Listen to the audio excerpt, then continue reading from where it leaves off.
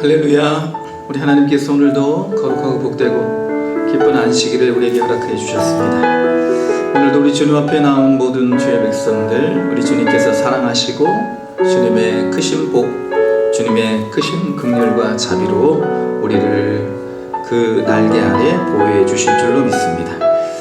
오늘 우리 주님께서 우리에게 시작하신 그 은혜를 우리가 기대하며 찬양 가운데 나아가기를 원합니다. 너희 안에 착한 일을 시작하신 이가 그리스도 예수의 날까지 이루실 것을 확신하노라 한 바울의 고백, 그 고백을 오늘 우리의 고백 삼으시면서 우리 함께 먼저 주님 앞에 우리의 찬양과 기도가 우리 주님 앞에 상달되는, 주님이 받으시는 아름답고 거룩한 진실된 찬양과 기도, 우리 예배가 될 수 있기를 위하여서 먼저 기도로 나아가시겠습니다. 다 같이 기도하십니다. 거룩하신 하나님 아버지, 주님 앞에 나아갑니다. 주님만을 높이고 주님만을 찬양하고 주님만을 온전히 사랑하고 주님의 임재 안에, 주님의 사랑한 가운데, 주님의 주시는 평안 가운데 거하겠습니다. 세상과 다른 강도도 주님 이 시간 우리 예배의 주인이 되시고 우리 찬양과 예배의 주인이 되어 주시옵소서. 주님이 받으신 아름답고 놀라운 거룩한 진실된 우리의 고백과 우리의 찬양, 우리의 기도가 되게 하여 주시옵소서. 주님께서 우리의 모든 것을 함께 주실 줄 믿습니다. 주님 함께 하여 주시옵소서. 주님 함께 주시옵소서.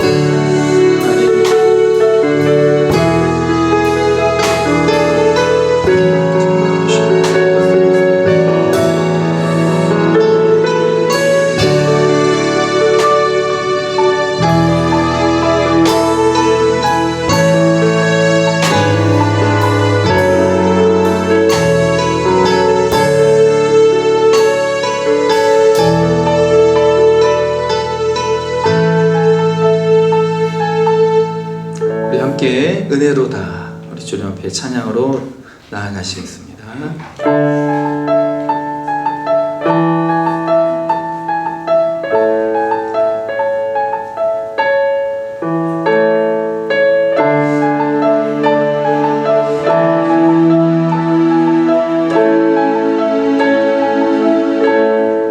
시작됐네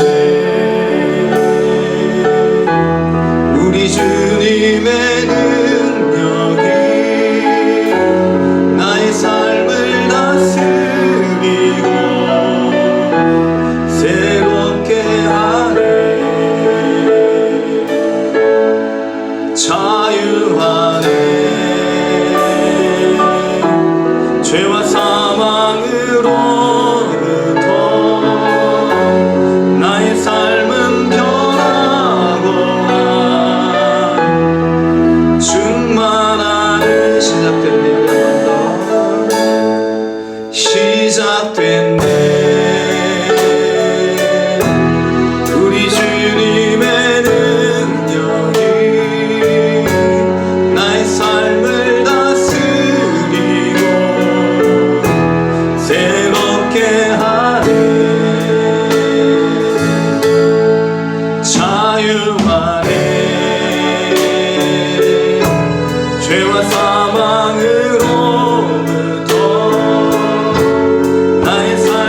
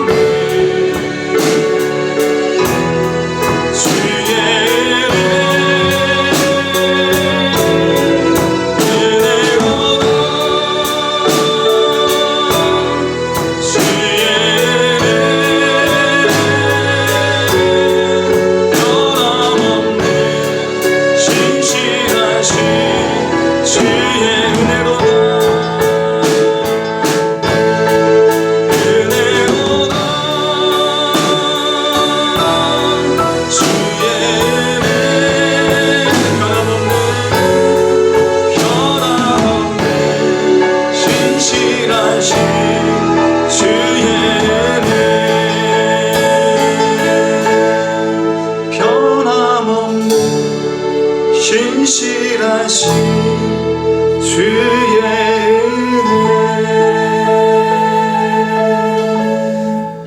은혜로 이 자리에 함께 있는 우리 모두 주님께서 강같은 평화, 사랑과 기쁨 우리에게 넘치게 해주실 줄로 믿습니다. 우리 함께 내게 강같은 평화 찬양 드리겠습니다.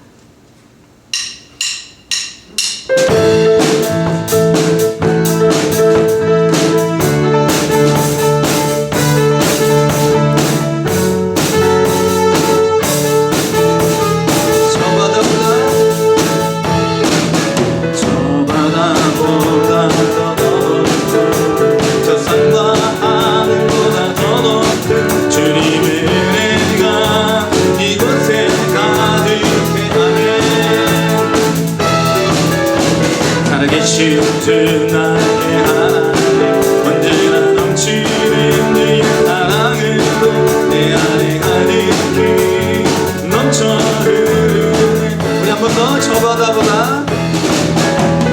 바다보다 더 넓고 저 산과 하늘보다 더 높은 주님의 은혜가 이곳에 가득해.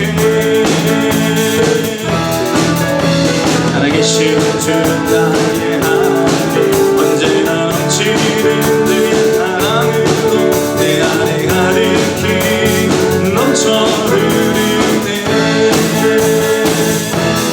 내게 강같은 평화, 내게 강같은 평화, 내게 강같은 평화가 넌 바다 같은 사랑도 내게 바다 같은 사랑, 내게 바다 같은 사랑, 내게 바다 같은 사랑이 넌 내게 샘솟는 기쁨, 내게 샘솟는 기쁨, 내게 샘솟는 기쁨, 내게 샘솟는 기쁨이 넘치네.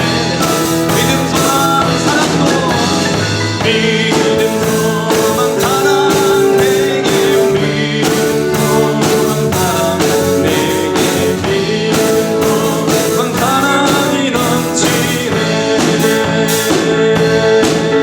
저 바다보다 더 높고 저 산과 하늘보다 더 높은 주님의 은혜가 이곳에 가득해. 이신 주 나의 하나님 언제나 넘치는 주의 사랑으로 내 안에 가득히 넘쳐 흐르는 주님의 임재 앞에서, 주님의 임재 앞에서 권능의 날개 아래서 그의 능하신 행동을 인하여 찬양해. 주님의 임재 앞에서, 주님의 임재 앞에서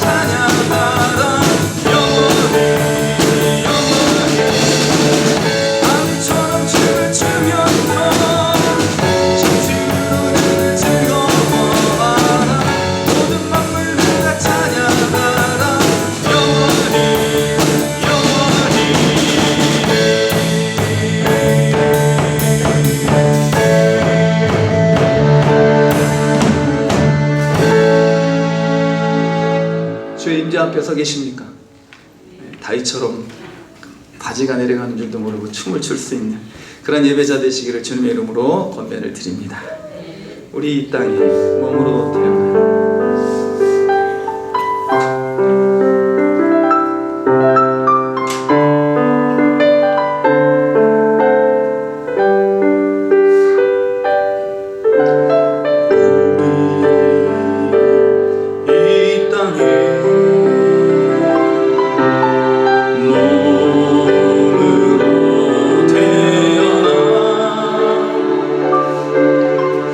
무슨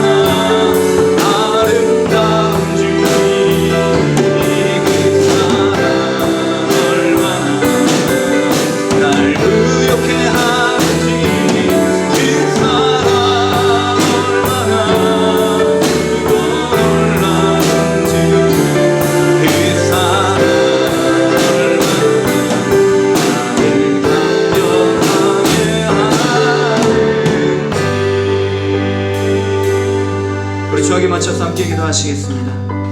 하나님, 우리에게 주신 사랑, 부족함이 없는 사랑, 하나님 그 사랑, 변함이 없는 사랑, 하나님이 우리에게 주신 사랑, 다함이 없는 사랑, 이 크신 사랑으로 우리는 진정한 부요함과 진정한 기쁨과 진정한 사랑과 감격을 누리게 되는 줄로 믿습니다. 오늘 그러한 사랑을 우리에게 다시 한번 허락하시는 하나님의 은혜의 전전 앞에 우리가 마음문 열고 나아가 우리 주님의 그 크신 복과 은혜를 우리가 충만하게 누리기를 원합니다. 한 사람도 거저왔다 거저가는 심령 없기를 우리 함께 바라는 마음으로 주여 이러한 사랑을 우리에게 다시 한번 깨닫게 하여 주시옵소서, 누리게 하여 주시옵소서. 함께 주역에 맞춰서 기도하시겠습니다. 다 같이 기도하십니다.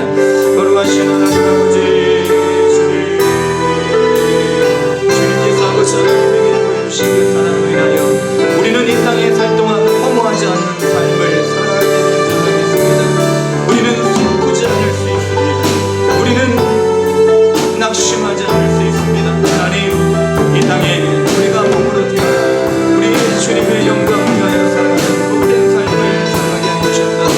오늘도 그 크신 사랑으로 한 사람 한 사람을 세워주시고 우리 주님과의 친절함으로 아름다운 교제 가운데 우리가 머물게 하여 주시옵소서. 하나님, 우리를 부욕해 하시는 그 사랑, 우리를 감격해 하시는 그 사랑, 우리에게 주시는 그 아름다운 그 사랑을 오늘도 누리며 채우며 그 사랑을 세상 가운데 실천하며 살아가는 주의 성도를 닮은 삶을 살아가며 주여 함께하여 주시옵소서.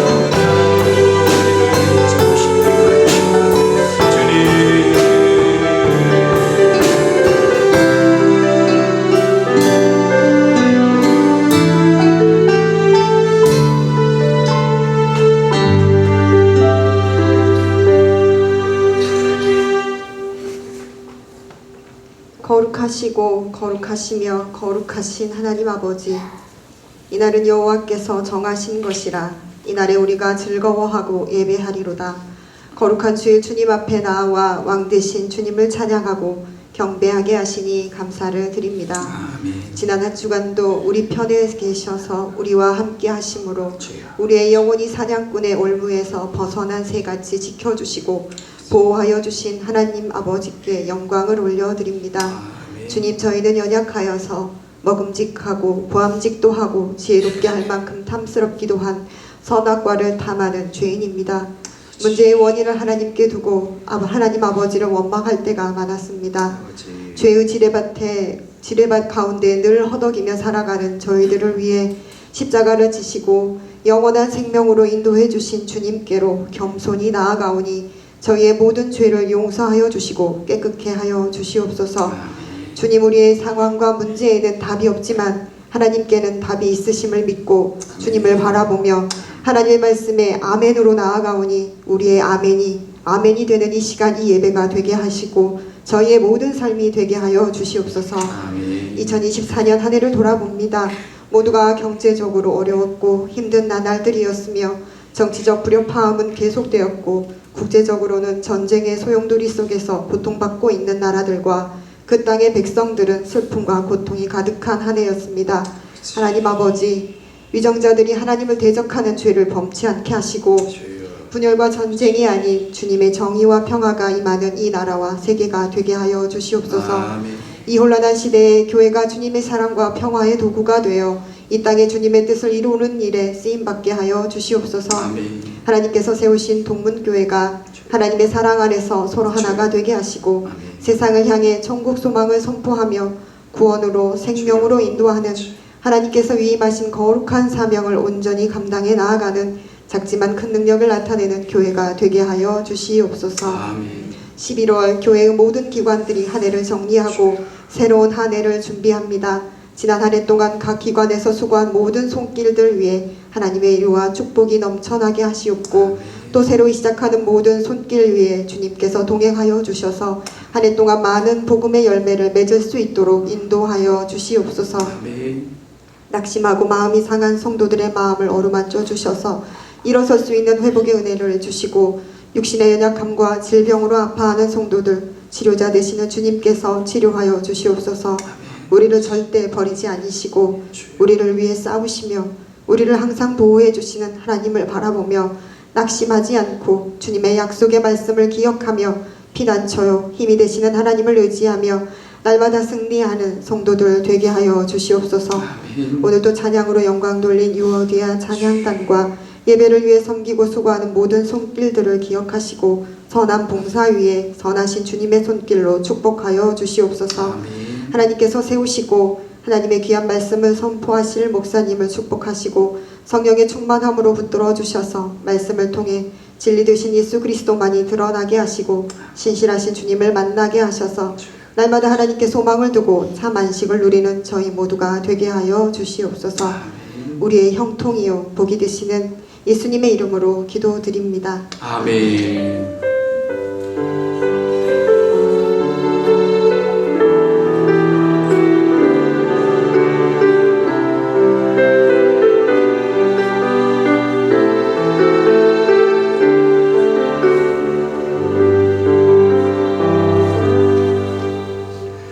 거룩하고 복된 주일 우리가 함께 보실 하나님의 말씀은 누가복음 14장 15절입니다. 15절로 24절까지 말씀입니다. 누가복음 14장 15절로 24절 말씀. 제가 이 성경 신약성경 119면 누가복음 14장 15절로 24절 말씀을 봉독해 드리겠습니다. 함께 먹는 사람 중에 하나가 이 말을 듣고 이르되 무릇 하나님의 나라에서 떡을 먹는 자는 복되도다 하니 이르시되 어떤 사람이 큰 잔치를 베풀고 많은 사람을 청하였더니 잔치할 시각에 그 청하였던 자들에게 종을 보내어 이르되 오소서 모든 것이 준비되었나이다 하매 다 일치하게 사양하여 한 사람은 이르되 나는 밭을 샀음에 아무래도 나가 보아야 하겠으니 청컨대 나를 양해하도록 하라 하고 또 한 사람은 이르되 나는 소 5 겨리를 샀음에 시험하러 가니 청컨대 나를 양해하도록 하라 하고 또 한 사람은 이르되 나는 장가 들었으니 그러므로 가지 못하겠노라 하는지라.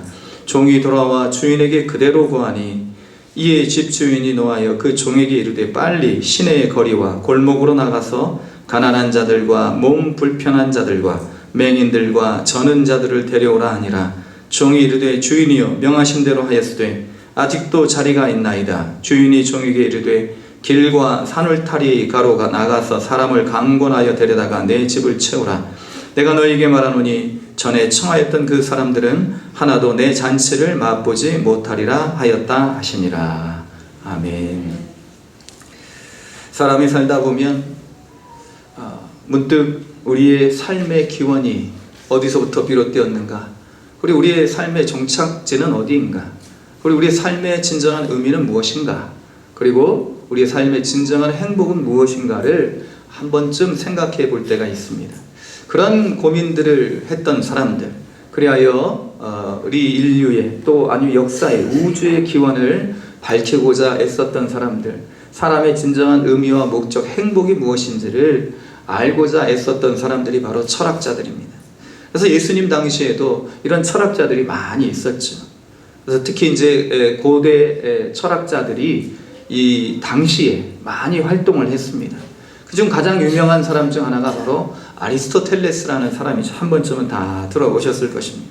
그래서 이 아리스토텔레스는 인간의 가장 탁월한 상태, 인간이 가장 행복하게 생각하는 그 상태를 알고자 또 그러한 상태를 이제 정의를 하였는데 아레테라는 그런 용어로 이 인간이 가장 탁월한 상태를 묘사를 했습니다. 그래서 어떤 이제 신의 형상이 있는데 그 형상을 인간의 노력으로 이성의 깨달음으로 이루어갈 수 있다. 이제 플라톤과는 약간 다른 이제 어떤 결이죠. 플라톤은 우리 이 세상이 이데아, 이제 저 초월적인 세계의 그림자에 불과하다. 어찌 보면 성경적인 그런 세계관이라 할 수 있는데 이제 플라톤의 세계관과는 달리 이 이데아의 세계가 인간 속에 있다. 그래서 이데아의 세계, 이상적인 세계를 인간이 스스로 노력해서 이루어 나갈 수 있다. 그 상태가 바로 아레테라고 그렇게 이야기를 하였고, 아레테라는 상태에 이르게 되면 인간이 가장 행복한 삶을 누릴 수 있다. 이것이 바로 또한 삶의 목적이다. 행복이 삶의 목적이라는 것입니다. 여기에는 다 동의를 하실 것이라 생각을 합니다. 행복하기 위해 살아가는 것이지. 욕망을 다스려 마음에 괴로움이 없는 상태, 이 상태가 바로 행복한 상태입니다. 비슷한 주장을 했던 사람이 바로 이제 제논. 이 제논이 창시한 학파가 바로 스토아 학파죠. 스토아 학파. 이 스토아 학파도 역시 선이란 무엇인가. 이제 아리스토텔레스가 행복이란 무엇인가를 아레테라고 정의를 했다면, 선이란 무엇인가, 가장 좋은 상태가 무엇인가, 이제 비슷하죠. 그래서 스토아 학파는 이 선을 가리켜서 모든 격정이나 열정으로부터 벗어나서 마음의 평정을 얻는 것, 그래서 그런 경지를 가리켜서 아파테이아, 아레테나 아파테이아나, 헬라어이기 때문에, 그리스 말이기 때문에 그냥 그런가 보다, 이제 그렇게 저도 생각을 하는데, 그래서 이 아파테이아, 선을 추구하고 선을 이루는 그 단계, 그리하여서 모든 마음에 괴로움이 없는 상태, 격정으로 벗어나서 평정을 누리는 그 상태가 바로 아파테이아. 우리 이제 기독교 용어로는 샬롬, 그리고 우리 헬라어로는 에이레네, 평안. 우리 평안도 누리잖아요. 걱정 없이, 근심 없이, 외부의 어떤 그런 그 자극에도, 외부의 어떤 그런 환경에도 그냥 우리가 영향받지 않고 마음의 평정을 누리면 너무너무 좋겠죠. 그래서 이런 철학자들이 주장한 아레테나 아파테이아, 이런 상태는 모든 사람들이 추구하는 것입니다. 그런데 이런 아레테나 아파테이아는 일견 좀 멋있어 보이기도 하고, 우리가 추구해야 될 뭔가 좋은 선한 그런 덕목 같기도 하지만, 이 아파테이아의 경지는 사실은 자세히 보면 실제로는 무서운 것이라는 거예요. 무서운 것. 좋은 것인데 무서운 것이다. 그렇게 이제 주장을 합니다. 그래서 이제 이 아파테이아는 고난이 없는 상태. 아레테도 마찬가지죠. 다시 말해서 고난 따위는 무시하고 무관심한 그런 상태가 바로 아파테이아입니다. 그래서 영어에 이제 아파티라는 단어가 이제 무관심, 냉담이라는 단어가 바로 여기에서 나왔다는 거예요. 아파테이아를 누리기 위해서는 무관심해야 된다는 거예요. 냉담해야 된다는 거예요. 특히 어떤 거에 대해서, 다른 환경에 대해서, 나와 다른 사람의 문제, 내가 상관없는 다른 환경에 대해서는 무관심해야만 평정 상태를 누릴 수 있다라는 그런, 어떻게 보면은 역설적인 결론이 나오게 된다는 것입니다. 그래서 이 아파테이아의 경지는 누구와 함께 아파하지도 않고 무관심해야 되고, 그래서 이런 모든 것에 다 초월해 내 자신 스스로가 내 자신으로만 만족할 수 있는 그런 상태, 그것이 바로 신의 경지다라고 그렇게 이야기를 하는 것입니다. 이것을 인간의 노력으로, 지성적인, 이성적인 노력으로 깨달을 수 있고 누릴 수 있다. 이러한 철학 종교관은요, 당연히 우리 성경과는 배치되는 것입니다. 왜냐하면 이 아파테이아 아레테를 누리기 위해서는 고통, 그리고 고난, 괴로움이 없어야 되는데, 이 땅에 육신을 입고 오신 예수님은 언제나 모든 상황 속에서 괴로움을 누리셨고, 그리고 예수님도 고난을 당하셨고, 예수님도 마음에 번뇌가 있으셨다는 것입니다. 그래서 이 철학에 의하면, 이런 종교관에 의하면 예수 그리스도는 아파테이아, 아레테의 경지에 이르지 못한 분이기 때문에 그냥 인간에 불과하다는 것입니다. 신이 아니라는 거예요. 예수님을 부인하는 그런 결과가 나오게 된다는 것입니다. 그래서 지금도 그리스도의 철학에 따른 신앙을 갖게 되면, 이런 어떤 철학적인 영향, 철학적인 신앙을 갖게 되면 우리는 마음의 평정을 얻기 위해서 다른 사람의 고난이나 기쁨에 무감각해지는 이른바 소위 말하는 영광의 기독교인이 될 수밖에 없다는 것입니다. 영광의 기독교인.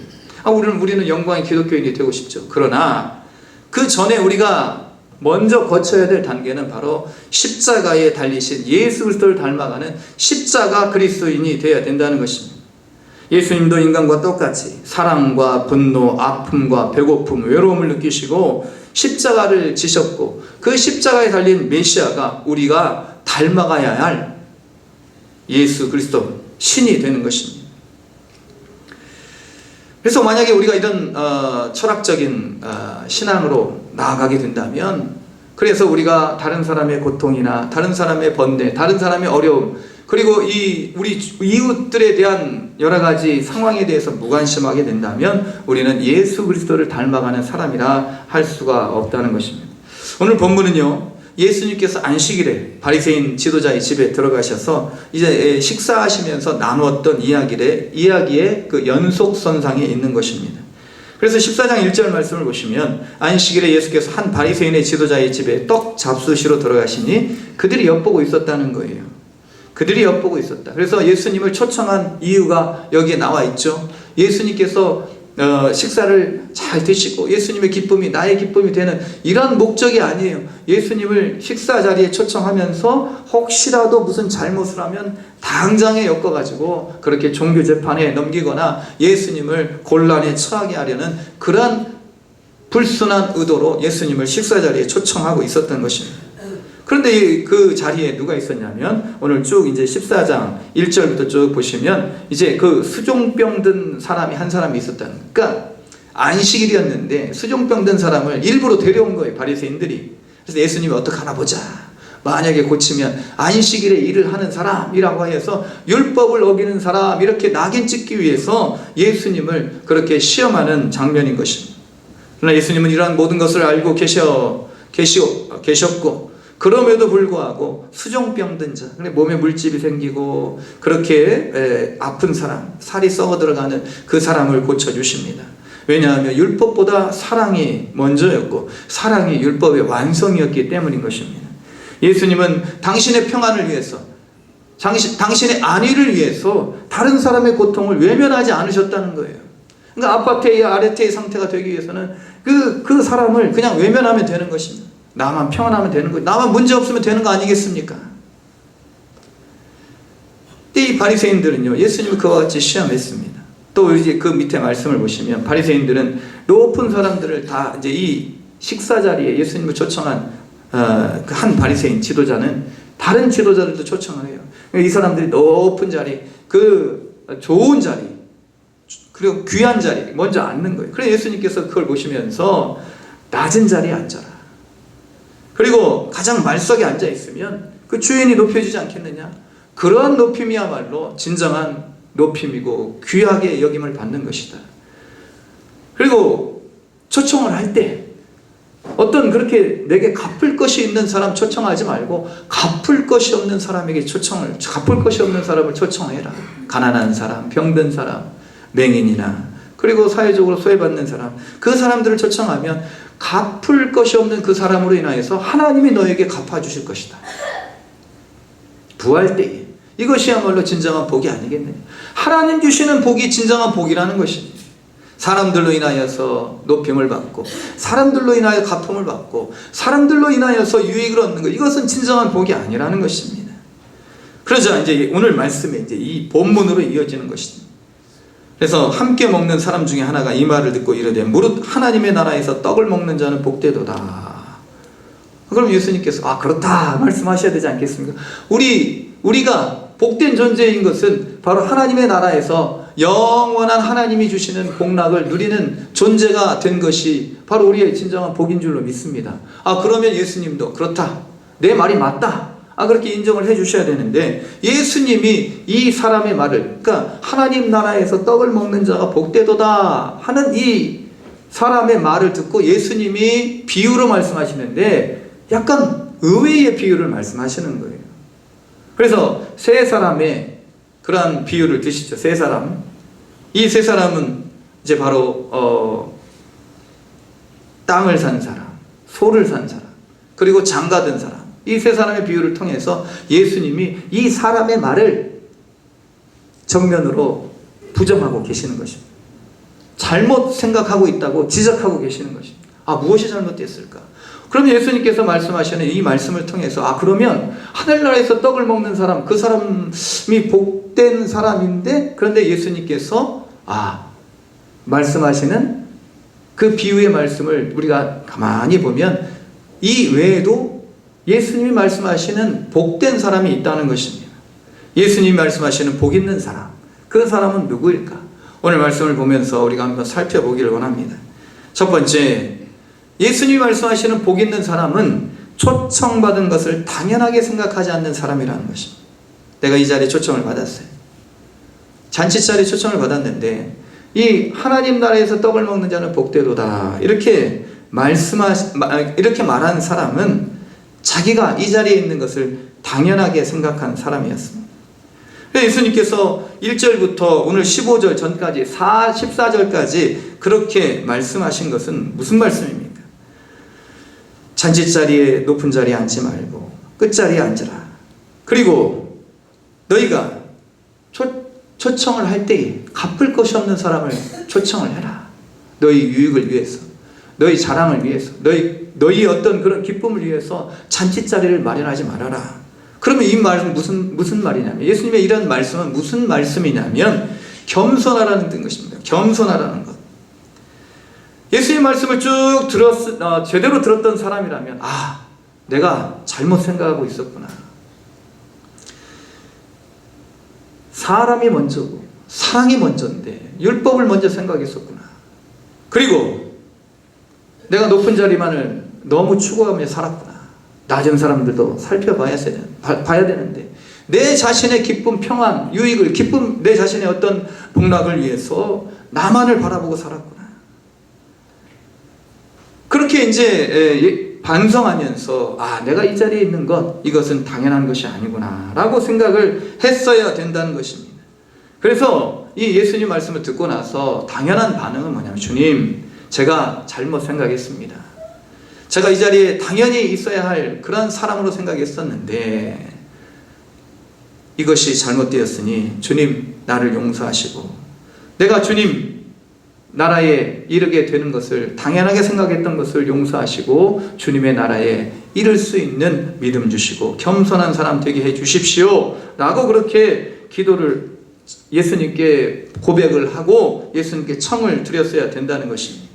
그런데 회개와 예수님께 대한 부탁은 아랑곳 없고 자신이 당연히 하나님 나라에서 떡을 먹는 그런 복된 사람이라는 것을 스스로 규정하고 있다는 것입니다. 사랑하는 성도 여러분, 성경에서 말하는 평안이란 모든 것을 초월하여 누리는 이 아파테이아의 상태가 아닙니다. 무관심, 무정, 냉담함, 이런 것을 통해 얻어지는 기쁨, 평안은요, 그런 것은 진정한 복이 될 수가 없다는 것입니다. 예수님은 질병 가운데 있는 사람, 가난한 사람, 소외된 사람과 교감을 하면서 얻어지는 평안이야말로 진정한 평안이라는 것을 말씀하고 계시는 것입니다. 자신이 구원받을 자격이 없는데도 구원을 받았다고 생각하면 우리는 저절로 겸손할 수밖에 없는 것입니다. 구원받지 못한 사람에게 내가 빚을 졌다, 그렇게 생각하면 우리는 다른 사람 앞에서 자랑할 것이 없습니다.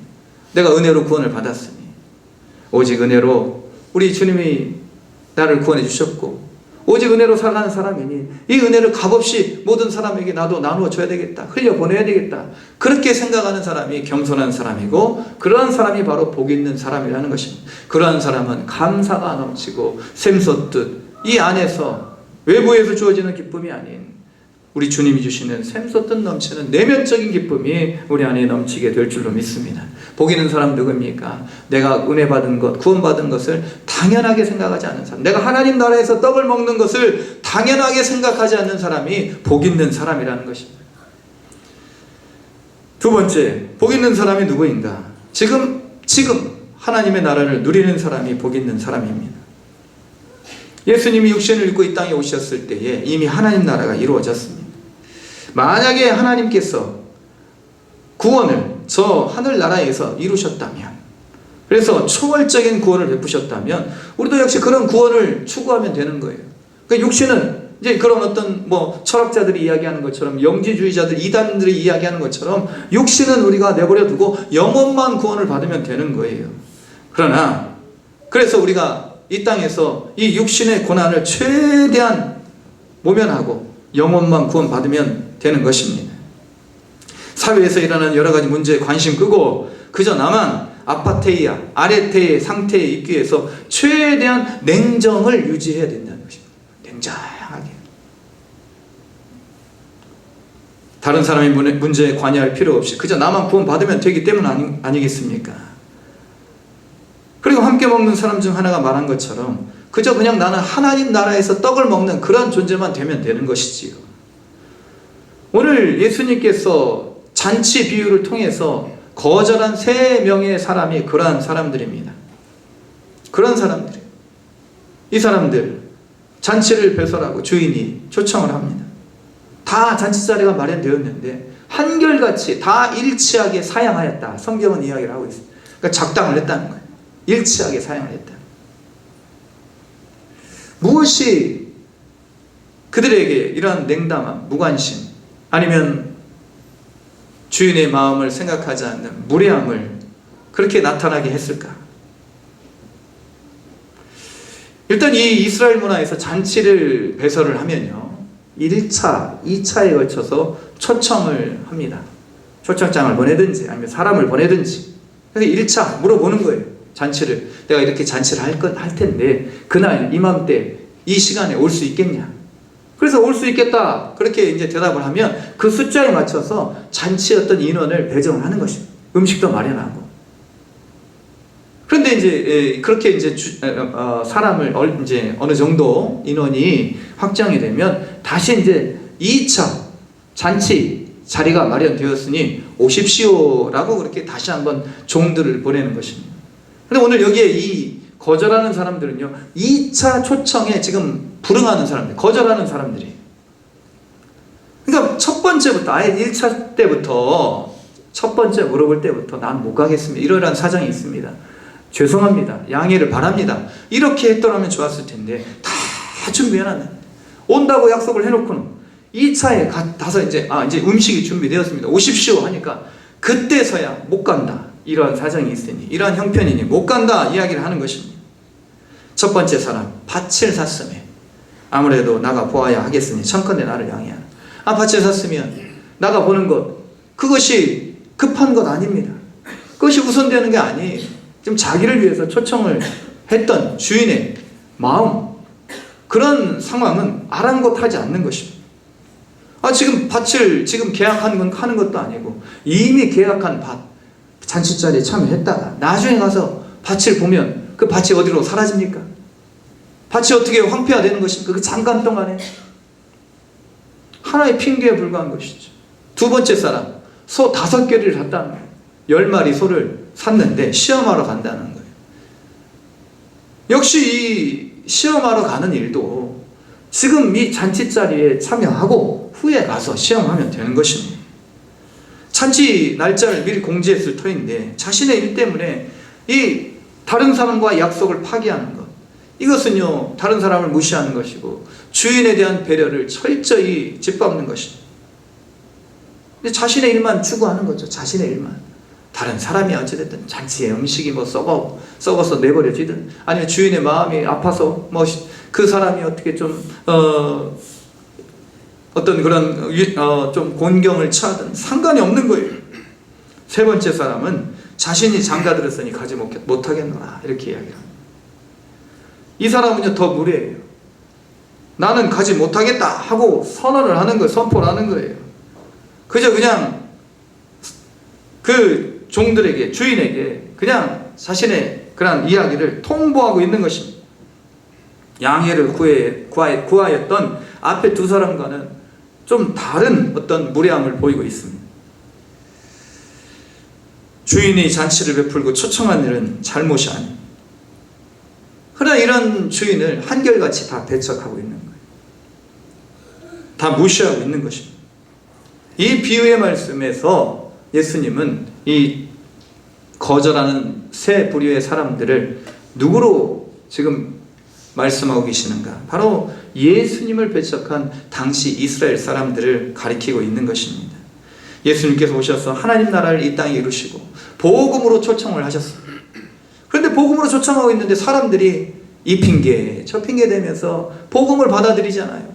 하나님 나라를 누리지를 못해요. 예수님이 이루시고 초청하시는 천국 잔치보다도 자신의 일들이 더 중요하고 그것이 더 기쁨을 주는 것이기 때문에 이 초청 잔치에 응하지 않는 것입니다. 예수님을 배척하는 거예요. 하나님보다 더 중요한 것이 바로 세상의 일들이 되어 있기 때문인 것입니다. 왜 그렇게 세상 일에 몰두하게 되는 것일까? 비단 비그리스도인들 뿐만 아니라 기독교인들까지 왜 그렇게 세상 일에 몰두하는 것일까? 왜 그렇게 세상 일에 우선순위를 두는 것일까? 하나님 나라는 죽어서만 가는 곳이라고 생각하기 때문인 것이죠. 오늘 여기 15절에 나와 있는 하나님 나라에서 떡을 먹는 자가 복되도다 했던 그 사람처럼 하나님 나라는 죽어서만 가는 것이 아니라 오늘 이 땅에서 누리는 것입니다. 그리고 이런 하나님 나라는요, 예수님처럼 우리가 누려야 되는 것이 예수님 배고픔, 예수님의 괴로움, 예수님의 외로움, 예수님의 절규, 이런 것과 함께 누리는 것이 바로 하나님 나라인 것이. 이것들을 다 제거하고 우리가 이 땅에서 하나님 나라를 누리고자 하니까 이 땅의 것들에 대해서 우리가 무관심하고 오히려 세상을 더 사랑하고 이 땅에서 세상의 고통을 참아내지만 그 인내는 하나님을 위한 것이 아니라 자신의 마음의 평정을 누리기 위한 것이 되어 있기 때문에 우리는 다른 사람의 고통을 바라보면서도 참여하지 못하고 그 고통을 나의 고통으로 삼지 못하는 것입니다. 사랑하는 성도 여러분, 천국 잔치는요, 천국은요, 하나님 나라는요, 지금 오늘 이곳에서 우리가 누려야 됩니다. 당장 누려야 되는 거예요. 죽어서 누리는 것이 아니라. 철학자인 키에르 케고르가 세상 사람들이 누리는 기쁨과 하나님을 믿는 사람들이 누리는 즐거움이 어떻게 다른가를 한번 비교해 본 거예요. 철학자의 어떤 그런 예화를 가지고. 그래서 이제 키에르 케고르가 이렇게 얘기를 합니다. 캄캄한 시골길에 한 농부가 등불을 켜고 마차를 몰고 간다. 한 캄캄한 길에 등불을 켜고 마차를 몰고 간다. 불행히도 이 농부는 마차에 켜놓은 등불 때문에 아름답게 빛나는 밤하늘을 보지 못한다. 세상에서 누리는 즐거움, 세상 사람들이 말하는 즐거움은 그것이 고급스러운 즐거움이든 저급한 즐거움이든 간에 이 농부가 마차에 켜고 다니는 등불과 같은 것이다. 그러니까 세상 사람들이 누리는, 세상에서 누리는 즐거움, 그것은 바로 이 마차의 등불과 같다는 거예요. 그래서 우리는 때때로 이 세상의 불빛 때문에 밤하늘에 무수히 빛나는 아름다운 별빛을 보지 못한다. 우리가 켜놓은 등불 때문에 지금 당장 해결해야 될, 그러나 우선순위가 될 수 없는 급한 일, 그런 일들 때문에 우리가 바라봐야 될, 늘 우리가 사모해야 될 하늘의 별빛을 보지 못한다는 것이, 그 별빛이 주는 즐거움을 누리지 못한다는 거예요. 등불 때문에, 켜져 있는, 우리가 켜고 있는 불빛 때문에. 우리는 세상 즐거움으로 인해 하나님을 느끼지 못할 때가 많이 있습니다. 하나님만이 우리에게 즐거움을, 영원한 즐거움, 변치 않는 즐거움을 주십니다. 하나님만이 우리의 기쁨의 원천이 되시고 하나님만이 우리의 기쁨의 충만함을 주시는 분이십니다. 그 하나님을 오늘 이곳에서, 이 자리에서, 이 시간에 우리가 살고 있는 그 현재라는 시간 속에서 누려야 되는 것입니다. 이것이 바로 복 있는 사람이죠. 다음에 갈게요. 지금은 바빠서 내가 지금 밭도 샀고 소도 샀고 장가도 가야 하니까 다음에 할게요. 다음에 갈게요. 우리 예수님 말씀하십니다. 이 사람들은요, 이제 청하였던 사람들은 한 사람도 이제 잔치자리에 참여하지 못하게 하시는 것입니다. 세 번째, 마지막으로 어떤 사람이 복이 있는 사람인가? 하나님의 명령을 따라 사는 사람이 복이 있는 사람들입니다. 처음 초청받은 사람들이 다 일치하게 사양하는 것을 알게 된 주인은 노아여서 종들에게 빨리 시내에 가서 거리와 골목으로 가서 가난한 자들, 몸 불편한 자들, 맹인들, 저는 자들을 데려오라고 명령하십니다. 이 사람들은 누구입니까? 소외됐던 사람들, 자신들이 당연히 이스라엘 백성이요, 구원받은 백성이라고 생각했던 그 바리새인들, 아니면 종교인들, 이런 사람들 외에 소외됐던 사람들.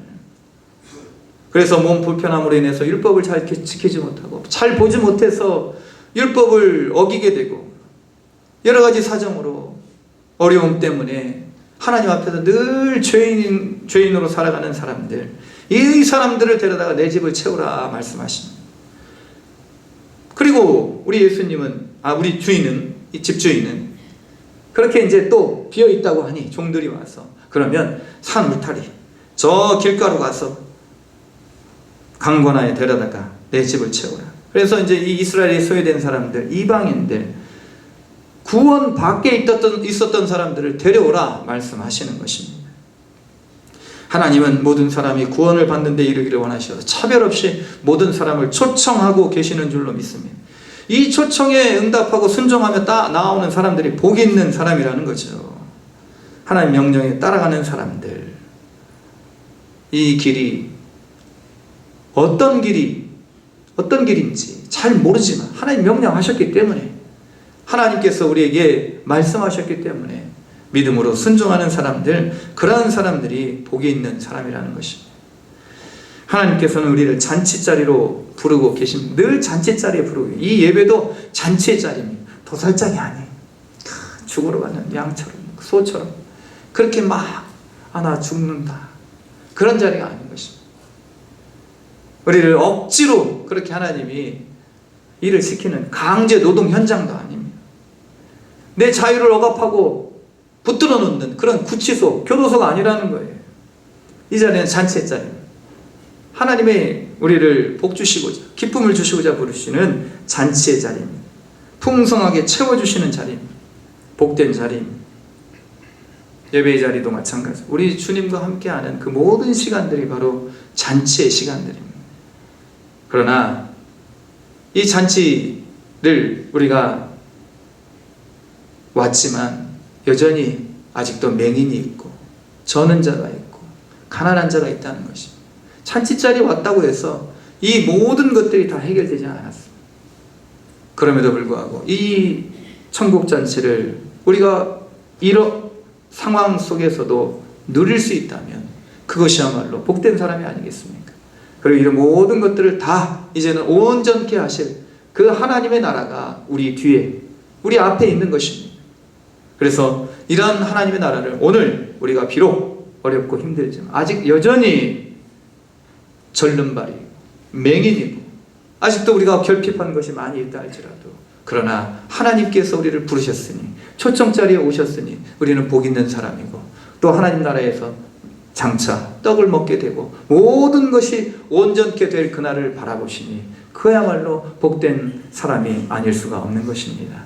이런 복된 초청자리에 늘 함께 참여하시고 주님 주시는 기쁨, 복을 누리시는 저와 여러분이 되시기를 주님의 이름으로 축원을 드립니다. 기도하시겠습니다. 걸어가신 하나님 아버지, 복 있는 사람은 누구입니까? 세상 사람들이 말하는 복은 세상의 것들로만 만족하는 것이고, 철학자들이 말하는 복은 우리의 마음속에 괴로움, 번뇌, 어려움이 없는 상태를 복이라 하지만, 그러나 우리는 여전히 문제 가운데, 여전히 고통 가운데, 여전히 우리의 삶의 어려움 가운데 있을지라도 우리 주님과 함께 초청 자리에 함께 있으니 이것이야말로 복이, 우리에게 진정한 복인 줄로 믿습니다. 우리 주님과 더불어 늘 함께 살아가는 복된 주의 백성들 될 수 있기를 다시 한번 간절히 구하고 원하며 우리의 복의 근원이 되시는 예수님의 이름으로 기도드립니다. 아멘. 찬송가 531장 찬양 드리겠습니다.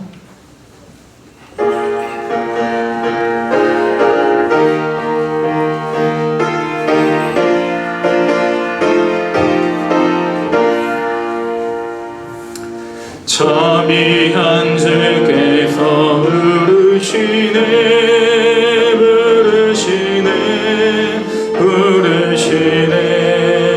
사랑의 햇빛을 왜 안 받고 점점 더 멀리 가나 지금 오라 지금 오라 자비한 주께로 지금 건너오라 고달파지 진자 쉬라 하네 쉬라 하네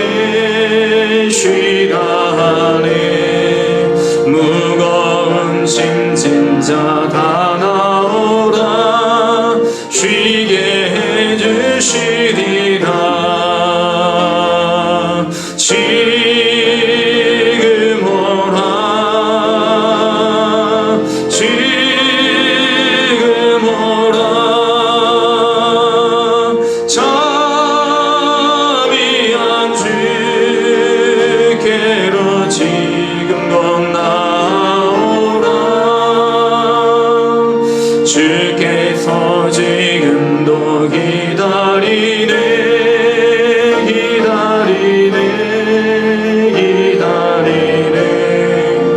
죄짐을 가지고 다 나오라 어서 주 앞에 오라 지금 오라 지금 오라 저 위한 주께로 지금 곧 나오라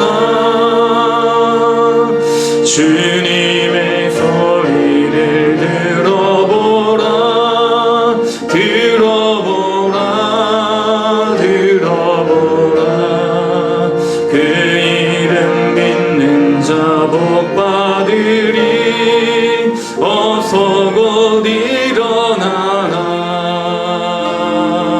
지금 오라 지금 오라 저 위한 주께로 지금 곧 나오라.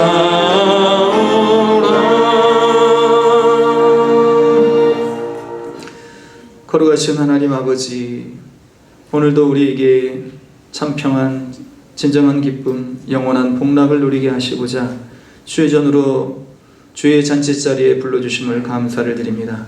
주님께서 우리를 불러주실 때에는 우리를 복주시고 우리를 사랑하셔서 불러주신 줄로 믿사오니 세상에 주는 쾌락과 일시적인 유익에 우리의 마음을 빼앗기지 않도록 그리하여서 이기적인 평안만을 누리는 사람들 되지 않도록 우리에게 믿음과 주님의 사랑을 더하여 주시옵소서. 주님께서 우리에게 베풀어 주신 은혜를 감사하여 주님의 것을 주님의 것으로 드리는 우리의 11조와 주의 전을 위하여 드리는 하나님 나라를 위하여 드리는 모든 예물을 주님 친히 받아 주시옵소서. 늘 주의 날개 그늘 아래 보호하시고 갈 길을 인도해 주셔서 감사를 드립니다. 하나님 은혜 감사합니다. 범사에 감사합니다. 범사에 감사합니다. 주님의 은혜 감사합니다. 추수의 예물을 주 앞에 드립니다. 주님이 모든 감사의 기도를 친히 흠양하여 주시고 감사 위에 감사를, 은혜 위에 은혜를, 평강 위에 평강을, 복의 복을 모든 죄 사랑하는 백성들에게 허락하여 주시옵소서. 우리의 모든 것 되시는 예수님의 이름으로 기도드립니다. 아멘. 교회 소식 말씀드리겠습니다. 주보 뒷면을 참조해 주시기 바랍니다. 예배를 사랑하시고 적극적으로 참여하시기를 바랍니다. 오늘 2부 예배 후에 2025년도 정책당회가 목양실에서 있습니다. 다음 주 1부 예배는 전통 예배로 드립니다. 1부 예배 후에, 다음 주 1부 예배 후에 공동의회가 있습니다. 우리 교회의 최고 의결 기구는 당회가 아닙니다. 당회 위에 재직회가 있고 재직회 위에 공동의회가 있는 거예요. 공동의회가 최고 의결 기구입니다. 여기에서 모든 것을 다 이제 승인을 해주셔야만 교회의 사업이 진행이 되는 것이지요. 그래서 공동의회는 세례교인 이상, 그리고 우리 재직회는 서리집사님 이상 이렇게 참석하게 되어 있는데, 우리 다음 주 공동의회에 우리 기도로 이렇게 다 같이 참여해 주시면 감사하겠습니다. 이후 초청주일 12월 8일 주일 일부 예배 때 드리게 되는데, 이제 뭐 좀 오늘 이제 총회 끝나고 나서 이제 좀 상의를 해봐야 되겠지만, 이렇게 잔치가 되기 위해서 뭐가 필요할까? 이제 한번 식사도 한번 하면 좋겠다. 막 그런 생각이 들었어요. 그래서 이제 필요하면 예배 시간도 좀 이렇게 조정을 해서 그렇게 좀 오늘 말씀에 나와 있는 그런 초청 잔치가 좀 되었으면 좋겠다, 그런 생각이 있습니다. 그래서 어쨌든 좀 세세한 부분들은 우리 관계자들과 함께 상의해서 진행하도록 하겠습니다. 예전도의 정기총회가 2부 예배 후에 소예배실이 아니고 1부 예배 후에 바로 본당에서 이제 우리 예전도 회원들께서는 가지 마시고 남으셔서 이제 이 정기총회에 참석해 주시면 감사하겠습니다. 온라인 예배 참조해 주시고 한 영혼 구원을 위해 기도하시며 전도에 힘쓰는 우리 모두가 되기를 원합니다. 12월입니다. 12월 예비원들께서는 주보와 게시판을 참조하시고 기도로 준비해 주시기 바랍니다. 일부 예배 마치고 애참에 교회 청소가 간단히 있겠습니다. 우리 옆에 계신 분들, 앞뒤에 계신 분들 바라보시면서 성도의 인사 나누도록 하겠습니다. 하나님 당신을 사랑하십니다. 사랑하십니다. 사랑하십니다. 사랑하십니다. 이제 한 가지 좀 빠졌습니다. 네, 제가 기록을 해놨어야 되는데 우리 이제 2025년도 예배위원을 우리 이제 장로님께서 수고하셔서 그렇게 이제 뒤에 문 나가다 보면 이제 거기 아마 이렇게 부착해 놓으신 것 같습니다. 보시고 혹시라도 이제 뭐 문의사항 있으시면 우리 김현수 장로님께 말씀해 주시면 되겠습니다. 또 다른 광고 혹시? 제가 오늘 오자도 많고 좀 이상한 것 같습니다.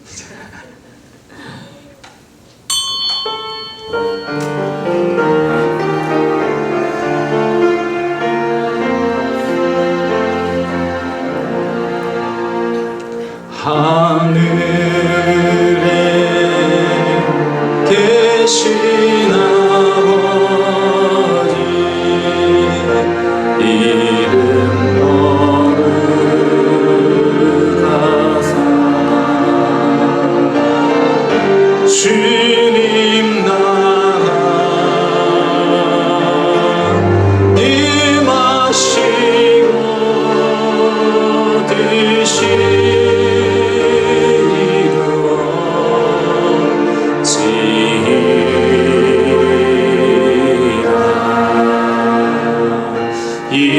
일용할 양식 주시고 우리들의 큰 죄 다 용서하옵시고 또 시험에 들게 마시고 악에서 구원하소서. 대개 주의 나라 주의 권세 주의 영광 영원히 아멘.